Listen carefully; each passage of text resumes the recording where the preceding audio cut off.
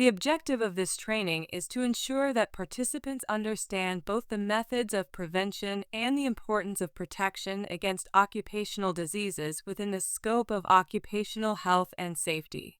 By the end of the session, they will be able to recognize why preventive measures are critical, how they can be applied effectively, and the role they play in safeguarding both individual well-being and workplace productivity. At the conclusion of this training, participants will be equipped with the skills to identify dangerous conditions and behaviors that may lead to occupational diseases or accidents.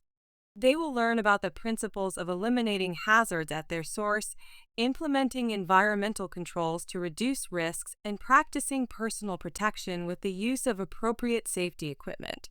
This knowledge will enable them to better protect themselves and others, contributing to a safer and healthier workplace environment.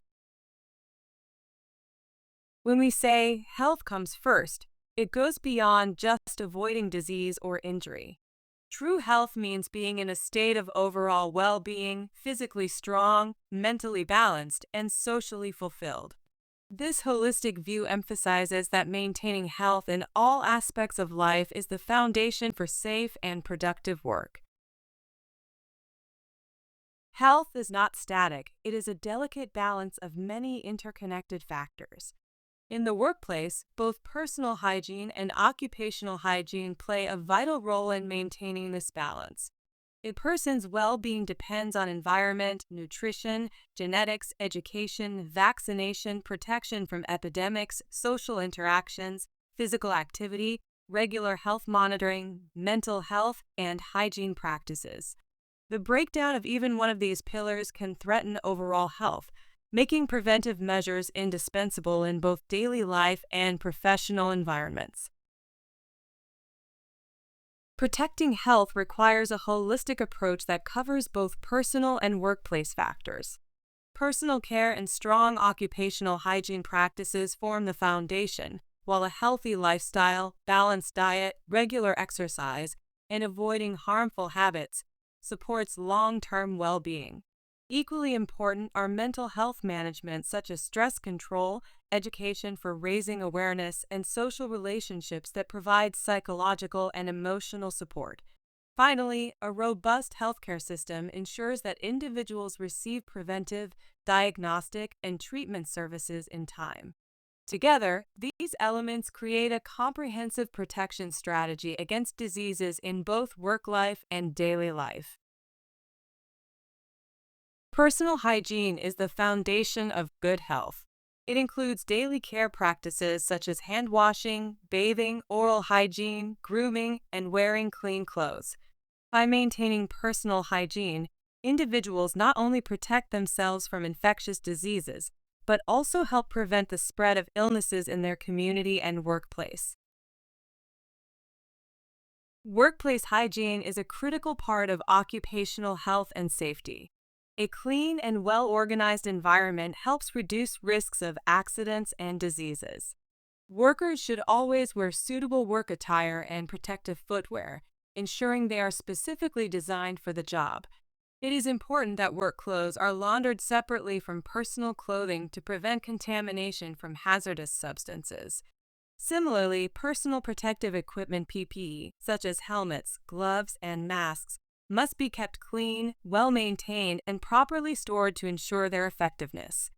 By following these principles, workplaces can significantly minimize health risks, prevent cross-contamination, and promote a safe and healthy working culture. Nutrition is one of the most critical components of a healthy lifestyle.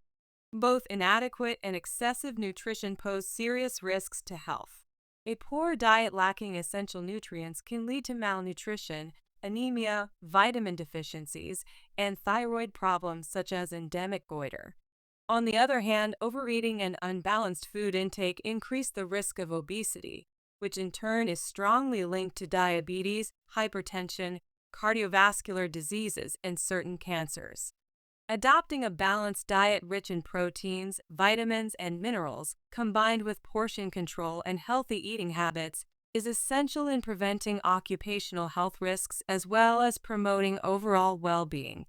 A healthy lifestyle must integrate proper nutrition with physical activity to reduce long-term disease risks.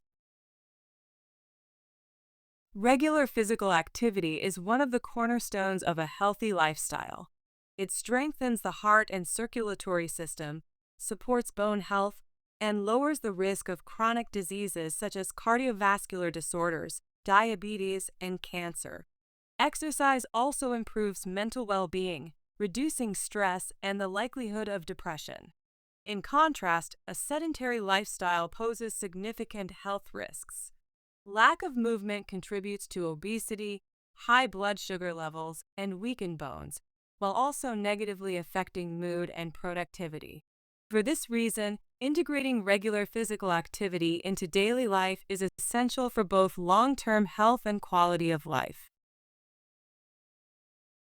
Addictive substances, ranging from tobacco and alcohol to more harmful drugs such as heroin, cocaine, cannabis, amphetamines, and ecstasy, as well as modern challenges like digital addiction, pose serious threats to health and quality of life. These substances disrupt both body and mind, often leading to a cycle of dependence where the individual feels incapable of functioning without them.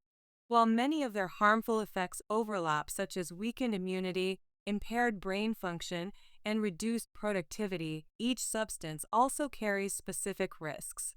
For example, tobacco increases the risk of cancer and cardiovascular disease, alcohol is linked to liver and neurological disorders, and drugs like heroin or cocaine can cause severe addiction, organ damage, and psychological deterioration. Raising awareness, providing education and support systems, and encouraging healthy lifestyle alternatives are crucial steps in preventing dependency and promoting long-term well-being. Infectious diseases spread through what is known as the infection chain, which consists of the source of the infection, the pathway by which it spreads, and the host who becomes ill. If all three factors are present, the disease develops. The key to preventing infectious diseases lies in breaking this chain. This can be accomplished by implementing preventive measures such as proper sanitation, vaccination, safe food and water practices, and consistent use of personal and workplace hygiene. By doing so, the spread of infectious diseases can be effectively controlled, protecting both individuals and the wider community. Regular sports and physical exercise provide a wide range of health benefits. They enhance physical strength and endurance, while also boosting maximum oxygen capacity and improving the efficiency of both the heart and lungs. Exercise contributes to lowering blood pressure, raising good cholesterol HDL, and strengthening cardiovascular circulation. Beyond these physical effects, sports also play a crucial role in preventing and alleviating health issues. They reduce the likelihood of palpitations and headaches, support women during pregnancy by easing discomforts like back pain or heartburn, and significantly lower the risk of chronic illnesses such as hypertension, diabetes, and cardiovascular diseases. Most importantly, engaging in sports consistently improves mental well-being, reduces stress, and contributes to a higher quality of life, making it a fundamental element of a healthy lifestyle. Psychological well-being is as important as physical health in maintaining overall quality of life. When mental health problems arise, they often begin by disrupting communication and social relationships, which in turn may cause isolation, stress, and conflict in both personal and professional life. Over time, these psychological issues can also manifest as physiological problems, such as sleep disorders, weakened immunity, digestive issues, hypertension, or chronic fatigue. Thus, protecting mental health is essential not only for maintaining healthy relationships and social balance, but also for ensuring the proper functioning of the body's systems. Education is the key to building and sustaining a healthy life. Without awareness and knowledge, even the best medical systems and protective equipment cannot fully prevent disease. Through education, individuals learn how to eat properly, maintain personal hygiene, and adapt a balanced lifestyle. It also empowers them to recognize risks, protect themselves from infectious diseases, and understand how to prevent occupational diseases. Moreover, education contributes to the improvement of social and environmental conditions, raising awareness about issues such as family health risks and the importance of preventive health care. In the workplace, occupational health and safety training equips employees with the knowledge to identify hazards, use protective equipment correctly, and adopt safe working practices. The environment plays a central role in health and disease prevention. Harmful chemical factors, such as industrial waste, toxins, and pollutants, contaminate air, water, and soil, directly affecting human health.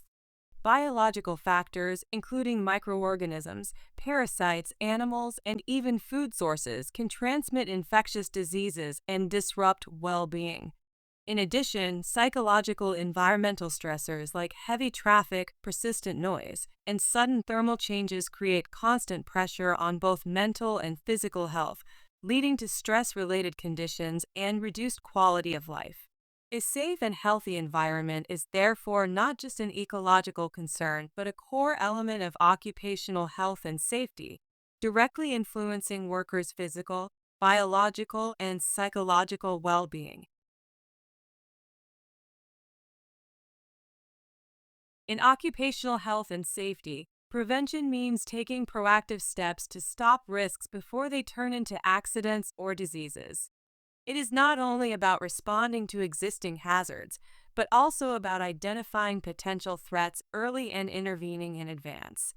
By preventing hazards at their source, we protect workers, reduce economic and social costs, and create a sustainable culture of safety. In occupational health and safety, protection refers to the set of actions taken to defend individuals and workplaces from harmful influences. Protection is not only about responding to threats, but also about maintaining a safe environment so that risks do not escalate into accidents or illnesses. It involves controlling hazards, defending against risks, and taking care to preserve health and equipment. Protection also means ensuring that ongoing processes in the workplace, such as exposure to noise, dust, chemicals, or stress, are kept at safe levels so they do not cause long-term harm. In working life, employees are exposed to a variety of risk factors that can threaten health. Physical factors such as noise, vibration, radiation, temperature, and pressure. Chemical factors including solvents, dusts, gases, and toxic substances. Biological factors like bacteria, viruses, fungi, and parasites. Psychosocial factors such as stress, workload, mobbing, and poor organizational climate. These risks can lead to both occupational diseases and work accidents if not properly controlled. In occupational health and safety, hazard is the potential for harm, for example, a chemical substance or an unprotected machine part. Risk is the real possibility of that hazard causing harm, which depends on how often workers are exposed, how dangerous the hazard is, and how many people could be affected. When working with machines, employees face a wide range of hazards, from electricity, steam, and gas to mechanical parts, chemicals, vibration, noise, and radiation. If proper preventive measures are not applied, these hazards can turn into serious risks. Common machine-related risks include chemical exposure, hearing loss, burns, blindness, electric shocks, impacts, entanglement, and internal injuries. Each of these not only endangers worker health, but also increases the likelihood of workplace accidents and downtime. Chemicals in the workplace appear in many forms: dusts, vapors, fumes, liquids, and solids. They can enter the body through inhalation, skin absorption, ingestion, cuts, or eye contact. Once inside, they may cause a wide range of health problems, from burns and irritation to serious conditions such as cancer, organ damage, or reproductive harm. The risks depend on factors such as exposure time, concentration, and individual sensitivity. That's why controlling chemical hazards through substitution, ventilation, PPE, and safe handling procedures is essential for protecting workers. In occupational health and safety, it is very important to understand the relationship between hazard and risk. A risk arises when a hazard and a human come together. Once this interaction exists, we must evaluate the risk level. The risk level depends on three main factors: the probability of the event, the severity of its consequences, and the number of people affected. To manage risks effectively, there are four main strategies. Eliminate the hazard completely. Avoid exposure to the hazard. Take preventive measures at the workplace. Or, as the last line of defense, use personal protective equipment (PPE). This systematic approach helps us reduce workplace accidents and occupational diseases, ensuring a safer and healthier working environment. In occupational health and safety, risk control measures must follow a clear hierarchy. The first and most effective step is to eliminate the hazard at its source. If complete elimination is not possible, the hazard should be reduced at the source. Next, we focus on separating the worker from the hazard. This can be done by keeping the person away or by isolating the hazard in a closed environment. If hazards still remain, measures should be taken to reduce exposure and to ensure safe working conditions. Finally, as the last line of defense, personal protective equipment (PPE) should be provided to workers. Following this hierarchy ensures that we always prioritize prevention and workplace safety in the most effective way. The most effective strategy is to eliminate the risk completely so it cannot cause harm. If elimination is not possible, the next step is to isolate or limit the risk so that workers are not directly exposed. After that, we must prioritize collective protection methods, such as engineering controls, safety barriers, or ventilation systems that protect everyone at once. Finally, as the last line of defense, we use personal protective equipment, such as helmets, gloves, masks, or safety shoes. Collective protection means measures that safeguard all workers at once, rather than relying only on individual equipment. Some examples include substituting dangerous materials with safer ones or applying insulation and containment systems to block hazards at the source. We can also improve the workplace with local ventilation and local lighting, as well as general ventilation, general lighting, and climate control to create a safe and comfortable environment. Additionally, machine guards provide physical barriers against mechanical risks. Finally, markings, limitations, and warning signs ensure that hazards are clearly communicated to everyone in the workplace. By focusing on these collective protections, we create safer conditions that benefit the entire workforce. The most effective way to protect employees from health and safety risks is to eliminate or control hazards directly at their source.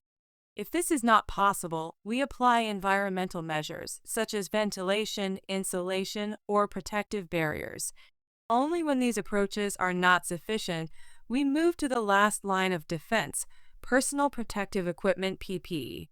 It is important to remember that prevention and protection are always easier, safer, and more cost-effective than dealing with the consequences of accidents or illnesses. In 2004, Turkey officially adopted the ILO Convention No. 155, which requires the creation of national and workplace-level policies for occupational health and safety.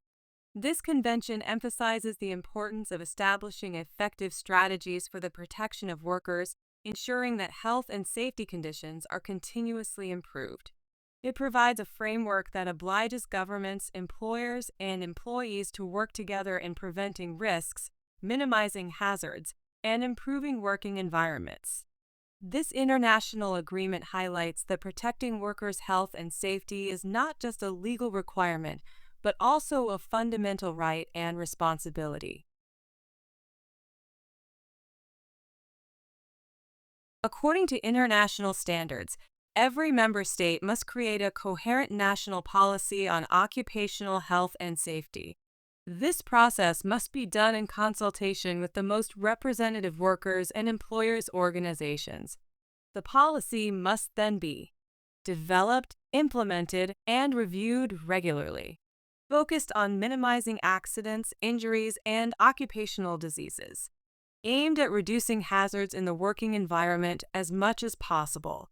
The ultimate goal is to protect workers and workplaces by ensuring a safe and healthy working environment through strong collaboration between the state, employers, and employees. In occupational health and safety, it is essential to regularly review the situation and working environment. This includes identifying problems in the workplace, developing effective solutions, setting priorities, and evaluating results periodically, either across the whole system or in specific sectors. Employers are also responsible for ensuring that all workplaces, machinery, equipment, and procedures under their control are free from health and safety risks. This systematic review process ensures continuous improvement in workplace safety. Employers must ensure that all chemical, physical, and biological agents in the workplace, when controlled with the right measures, do not pose health risks. In addition, when necessary, they are responsible for providing workers with suitable protective clothing and equipment to minimize accident risks or adverse health impacts as much as possible. After the enactment of the Labor Law No. 4857, Turkey aligned its occupational health and safety regulations with EU standards and international norms. With the new set of regulations, a modern approach was introduced, focusing on prevention first, then continuous improvement in workplace health and safety. This marks a shift towards a collective protection strategy where risks are controlled at their source and organizational measures are prioritized before relying on individual protective equipment.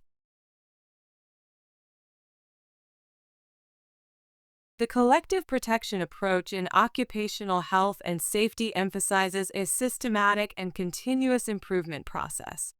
First, it requires the continuous improvement of working conditions related to health and safety. This is supported by the development of a general prevention policy across workplaces. Second, hazards must be identified at every stage of work through risk assessment, and suitable measures must be determined accordingly. Third, when multiple employers share the same workplace, there should be cooperation in OHS responsibilities. In addition, employees must be informed about workplace risks and actively involved through consultation and feedback mechanisms. Finally, the presence of a health and safety officer and a worker representative ensures that preventive strategies are applied consistently and that both management and employees have roles in maintaining safety. In occupational health and safety, a human-centered approach is essential. The goal is to improve workplace conditions in three key areas: health, safety, and environment. For this improvement to make a real impact, regulations must be applied widely and effectively. When such measures are consistently enforced, they significantly raise the overall OHS standards of the country. In addition to collective protection, individual protection practices are crucial for workplace safety. These practices include regular health examinations, immunization, and health education. They also cover first aid and rescue organization, as well as maintaining general hygiene and adequate nutrition. When needed, rehabilitation services should be provided. And most importantly, workers must use personal protective equipment, or PPE, as the last line of defense. To prevent occupational diseases, the first principle is always to control harmful factors directly at their source. But complete elimination is not always possible. In those situations, we must take additional workplace measures to either reduce their harmful effects on human health or render them harmless. This layered approach ensures that workers remain protected and safe, even when certain risks cannot be entirely removed. In occupational health practice, we follow 6 key principles.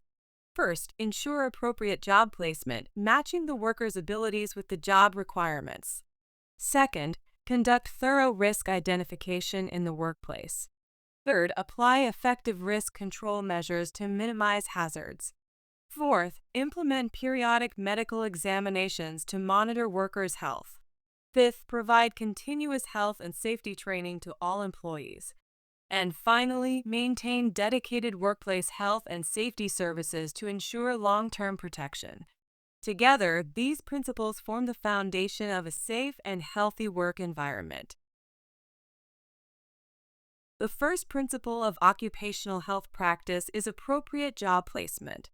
This begins with analyzing personal characteristics. Employers must identify risk groups such as individuals with chronic illnesses, disabilities, or pregnancy. They should also recognize sensitive groups, which may vary based on age, gender, or personal habits. Next, a pre-employment medical examination must be conducted. This ensures that new employees are physically and mentally fit for the work they are assigned. These examinations not only include medical tests, but also evaluate personal history, genetic predispositions, and lifestyle factors. Through this process, we ensure that employees are placed in roles that align with their health status, reducing risks for both the individual and the workplace. The second principle of occupational health practice is identifying workplace risks. This involves a careful evaluation of workplace environmental factors. Risks can be physical risks such as noise, vibration, or temperature extremes, chemical risks arising from hazardous substances, biological risks caused by exposure to bacteria, viruses, or other pathogens, ergonomic risks including poor workstation design or repetitive strain, psychosocial risks like stress, workload, or workplace conflicts. Additionally, managerial activities must be clearly defined, since organizational practices and supervision have a direct impact on occupational health and safety. By systematically identifying these risks, employers can design effective prevention strategies, ensuring a safer and healthier workplace. The third principle of occupational health practice is controlling workplace risks. This is carried out through 3 main strategies. Medical measures, such as regular health surveillance, medical examinations, and early diagnosis programs. These help in monitoring workers' health status and detecting any adverse effects at an early stage. Technical measures, including engineering controls, machine guards, proper ventilation systems, and ergonomic workplace design. These interventions aim to reduce or eliminate risks directly at the source. Administrative measures, such as developing clear safety procedures, organizing work schedules to limit exposure, providing training, and ensuring effective supervision. The first category of control measures in occupational health is medical measures. These include pre-employment examinations, which ensure that a new worker is physically and mentally fit for the specific job before starting employment. Periodic examinations, carried out at regular intervals to monitor the ongoing health of employees and detect early signs of occupational diseases or risks. Return-to-work examinations, which are performed after an illness or injury to assess whether the worker can safely resume their duties. Health and safety training, which equips employees with the knowledge to recognize risks and adopt healthier and safer work practices. By implementing these medical measures, employers can protect workers' health, reduce occupational risks, and promote a sustainable working environment. The second category of workplace risk control is technical measures. These measures focus on reducing risks through engineering and workplace design solutions. Control at the source, eliminating or minimizing hazards directly where they arise, such as using safer machinery, proper ventilation, or safer substances. protection between the source and the worker, installing barriers, shields, or enclosures to prevent exposure to hazards.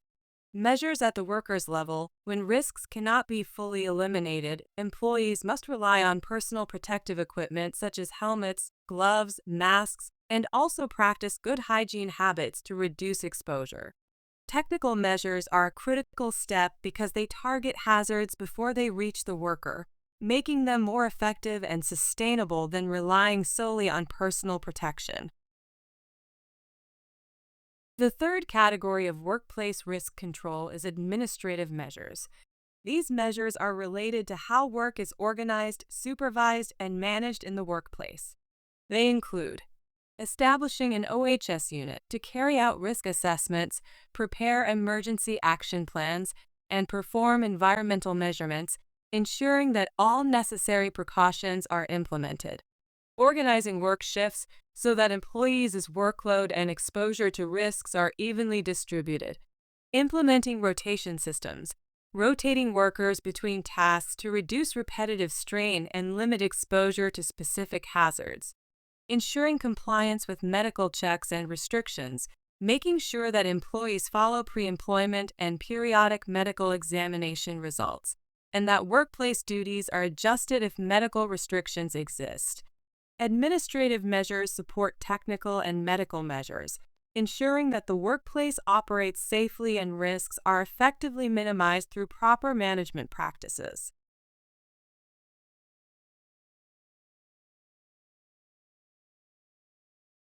Occupational health and safety practices rely not only on theoretical risk assessments, but also on workplace measurements. These measurements are conducted to identify exposure levels that may lead to common occupational diseases and to ensure compliance with health and safety standards. Some of the most frequent workplace measurements include noise measurement to determine exposure levels and prevent occupational hearing loss. Dust measurement, especially important in mining, construction, and manufacturing industries where respiratory diseases are common. Metal and gas measurement to detect toxic or harmful substances in the air, such as carbon monoxide, lead, or welding fumes. Radiation measurement to assess exposure in environments where ionizing or non-ionizing radiation is present. Thermal comfort evaluation to ensure that workplace temperature, humidity, and ventilation conditions support both safety and productivity. By conducting these measurements regularly, employers can take timely action to reduce risks and implement protective measures, thus significantly lowering the likelihood of occupational diseases. One of the critical aspects of appropriate job placement is the pre-employment medical examination. According to occupational safety and health regulations, workers who will be employed in heavy and hazardous jobs must undergo a detailed medical evaluation before starting work. This includes not only adult workers, but also women and young workers aged between 16 and 18. The medical evaluation ensures that the individual is physically and mentally capable of performing the job's requirements. This determination is made through a physical examination and, when necessary, through laboratory tests. Importantly, this is not a one-time process. For young workers between 16 and 18, the suitability must be reassessed at least every 6 months. For others employed in such hazardous jobs, this reassessment must occur once a year. These measures guarantee that workers remain fit for duty and are protected against health and safety risks throughout their employment. Before any employee starts working, they must undergo a pre-employment medical examination. The purpose of this evaluation is to identify the individual's personal qualifications and to ensure they are matched with a job suitable for their condition.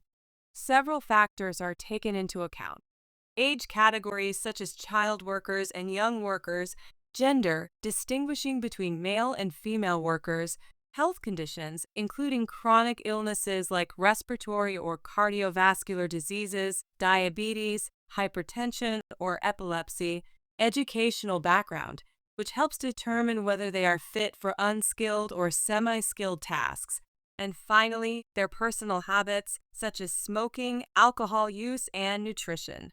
All of these characteristics directly influence the relationship between work and health.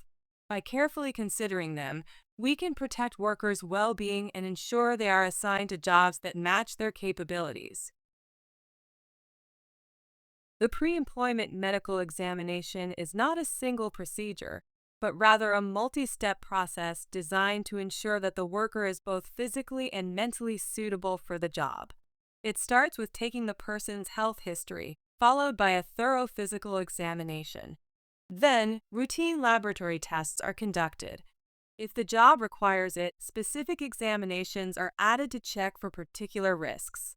Finally, when necessary, protective vaccinations are provided to safeguard the worker's health. Appropriate job placement ensures that an employee's personal characteristics and the working conditions are considered together. This practice is one of the most important forms of primary prevention in occupational health, aiming to prevent health issues before they occur. It should be noted that appropriate job placement is not about restricting workers, but instead about ensuring that each individual works in a position suitable for their skills, qualifications, and health condition. In this way, the concept of risk groups in working life is also addressed, creating a healthier and safer working environment. When the level of workplace risk factors exceeds the permissible limits, certain measures must be implemented to ensure health and safety. These measures can be grouped into three main categories. At the source, eliminating or reducing hazards directly where they originate. In the working environment, improving environmental conditions such as ventilation, organization, and protective barriers. For the individual, providing personal protective equipment PPE, training, and health monitoring. One of the most effective strategies for controlling workplace health risks is to apply source control measures. This approach is called substitution or replacement, where hazardous substances are replaced with safer alternatives while still achieving the same function. For example, instead of asbestos, synthetic materials can be used. Instead of benzene, toluene can be substituted. By intervening directly at the source, we can significantly reduce or even eliminate risks before they spread to the working environment or affect the worker. In addition to controlling risks at the source, another important step is to implement environmental measures in the workplace. These include ventilation systems to improve air quality, humid working conditions to minimize dust exposure, enclosure and isolation of hazardous processes, removal of harmful agents from the work environment, changing production methods or slowing down processes to reduce exposure, shortening working hours and using rotation systems to limit individual worker exposure. Such measures ensure that the working environment itself becomes safer and healthier, protecting all employees collectively. When risks cannot be completely eliminated at the source or through environmental improvements, workers must be equipped with personal protective equipment PPE. These include masks to protect against inhalation of dust, gases, or vapors, protective goggles to safeguard the eyes, gloves to prevent skin contact with harmful substances, helmets to protect against falling objects, work clothing and protective footwear to reduce exposure and risk of injury.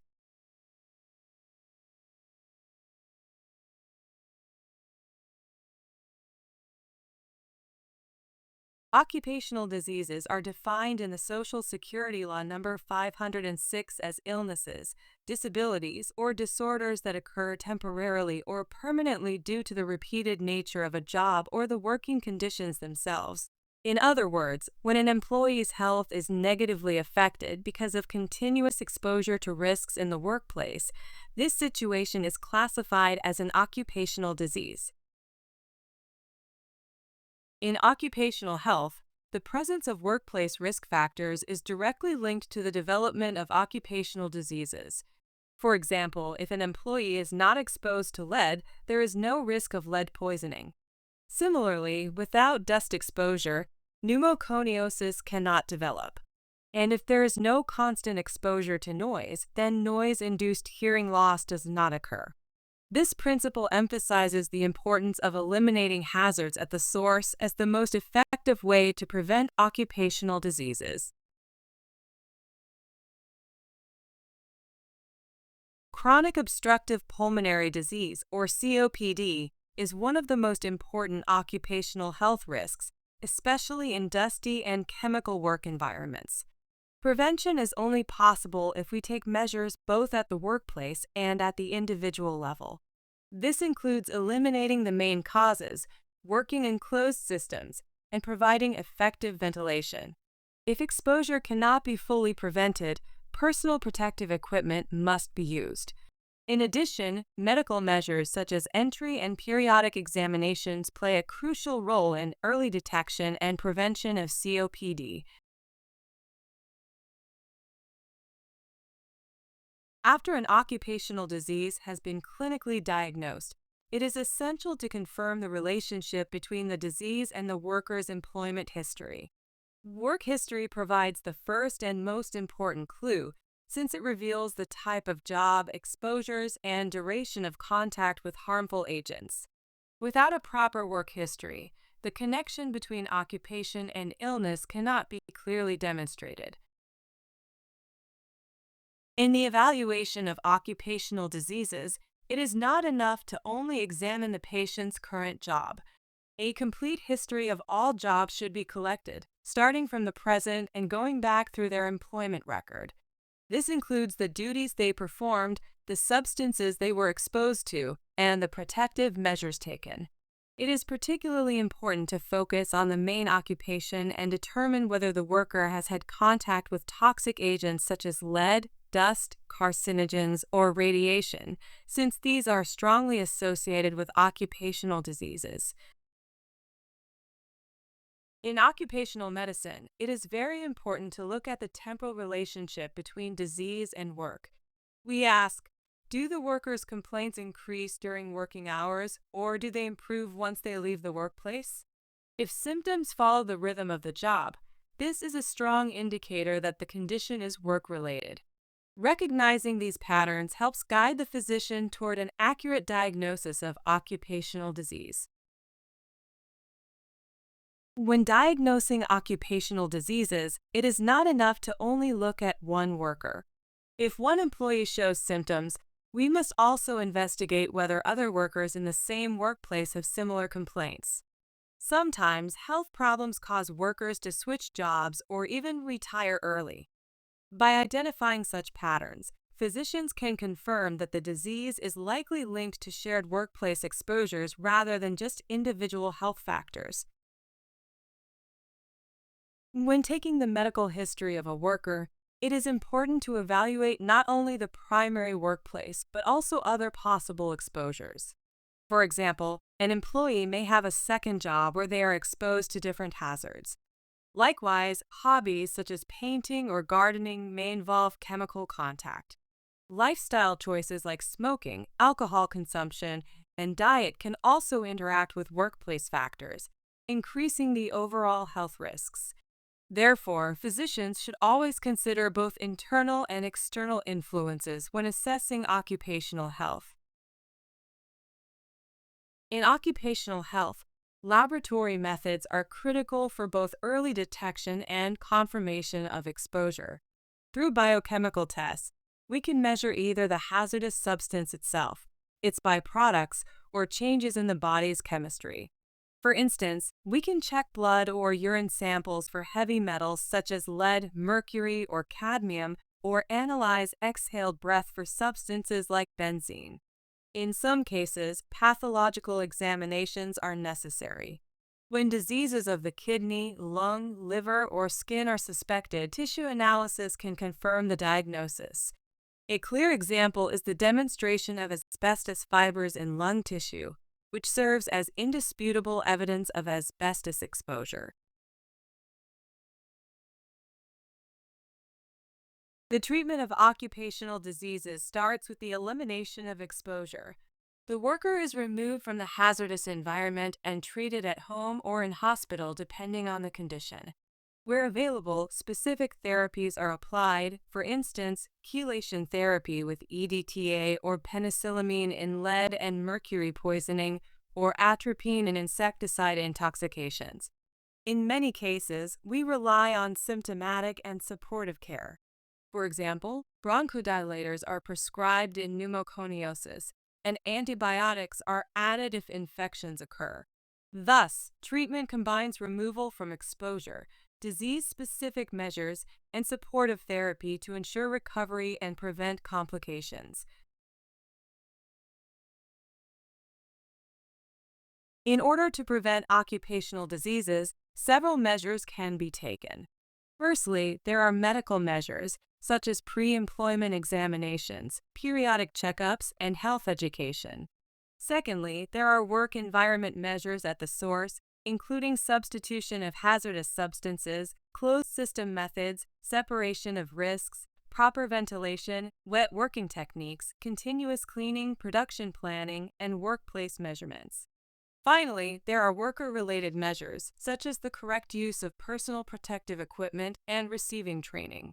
With these medical, environmental, and personal precautions, it is indeed possible to prevent occupational diseases.